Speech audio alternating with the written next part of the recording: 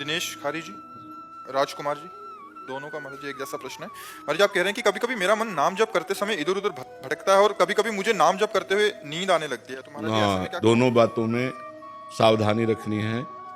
जब हमारा मन नाम को छोड़ करके जहाँ जाए वहाँ से हटाकर नाम में लगाना है। ये सबका प्रश्न है, लगभग ये सबका प्रश्न है कि मेरा मन जब भजन में हम बैठते हैं तो भागता है।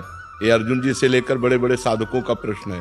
तो जहाँ जहाँ मन संसार में जाए वहाँ से हटा करके हम नाम में लगाएं, या जहाँ जहाँ संसार में जाए वहाँ हम भगवान को देखने की चेष्टा करें।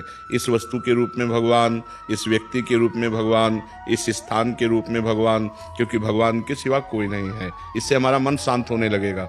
जहाँ जहाँ जाए वहाँ से हटा के नाम में लगाना, या जहाँ जहाँ जाए वहाँ भगवान को देखना। और तीसरी बात, अगर हम कुछ नहीं कर पा रहे हैं तो नाम पर ध्यान दें।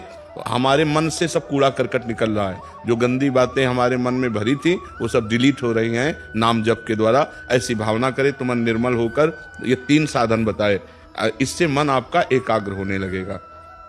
रही नींद की बात, तो भोजन पर ध्यान दीजिए।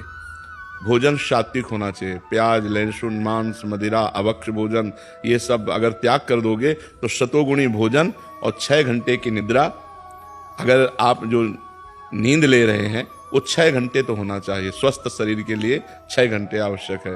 तो अगर आप 10 बजे रात के सो जाएं तो 11, 12, 1, 2, 3, 4 बजे आपकी आंख खुल जानी चाहिए और फिर नींद नहीं आना चाहिए। अगर नींद आती है तो खड़े होकर भजन करना चाहिए, टहलने लगना चाहिए, ठंडा पानी रख ले मुख में ऐसे डाल लेना चाहिए। नींद भजन में नहीं आनी चाहिए। नींद को नींद के समय में अच्छे से दे दो, 6 घंटा सोने के लिए दे दो, और इसके बाद फिर उससे लड़ाई लड़ो। फिर उसको मतलब आलस्य प्रमाद में समय नष्ट नहीं होना चाहिए। जैसे हमें बैठे नींद आ रहे तो हम खड़े हो गए, खड़े भी हमें परेशानी हो रही तो हम टहल रहे हैं, पानी मुंह में डाल रहे हैं, मुंह में पानी डाल के मुंह पोंछ करके फिर हम भजन में बैठते। लड़ाई लड़नी पड़ेगी तब नींद पर विजय प्राप्त होती है। तो दोनों साधनों को देखे, मन जो बार बार भागे तो इन साधनों को, और जब नींद आवे तो ऐसे, पर भोजन का सुधार कर ले। तमोगुणी भोजन पाने से फिर भजन में नींद आएगी। बासी नहीं पाना, बहुत लाल मिर्च नहीं पाना, बहुत तेल के नहीं पदार्थ पाने, और ये अभक्ष्य पदार्थ जो त्याज्य हैं उनको नहीं पाना। इससे सतोगुण बढ़ेगा, सतोगुण से नींद नहीं आएगी। नींद आती है तमोगुण से। निद्रा आलस्य प्रमादोत्तम तत्तामस मुदाहरतम। तमोगुण से ही नींद, आलस्य और प्रमाद की उत्पत्ति होती है, वही हमें परेशान करता है। तो सतोगुणी भोजन पावें और थोड़ा भोजन पावें।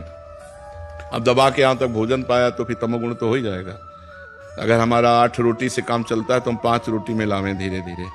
वैसे 24 घंटे में शोध किया गया तो 400 ग्राम अन्न से भरपूर स्वस्थ जीवन चल सकता है। पर अपने देखो, किलो 2 किलो तो एक बार में हो जाता है, सब्जी दाल और सब मिला के खान पान। अब पानी चाहिए, जैसे हम 1 किलो अन्न पाए तो हमें 2 किलो पानी चाहिए, उसमें डबल पानी तो हमें चाहिए ना। और फिर वायु के लिए जगह चाहिए। पेट में थे, अब पेट में दबा के अन्न ही भर लिया, फिर पानी तो ऊपर सांस फूल रही है और भजन में मन नहीं लगेगा, प्रमाद स्थिति। अल्पाहार, थोड़ा भोजन पाए, अच्छे से जल जितनी आवश्यकता है 3-4 लीटर 24 घंटे में तो जल चाहिए ही, और वायु के लिए जगह खाली रहनी चाहिए। तो साधक साधना कर सकता है। नहीं तो अब होड़ लगाकर भोजन पाने वाले हैं कि हम तो फिर भजन नहीं होगा। जिसका भोजन नीरस उसका भजन सरस, और जिसका भोजन सरस उसका भजन नीरस। पक्की बात समझ लो। भोजन में बेस्वाद पाना चाहिए, दाल रोटी सब्जी उसमें कोई स्वाद, लेकिन स्वाद नाम में लेना चाहिए। राधा राधा राधा, तब स्वाद आएगा। अब अभी तो भोजन और भोग, ये 2 पिंड नहीं छोड़ रहे, रसेंद्री और जनेंद्री के भोग, यही पिंड नहीं छोड़ रहे। तो खूब नाम बढ़ाओ आगे, धीरे धीरे ठीक हो जाएगा।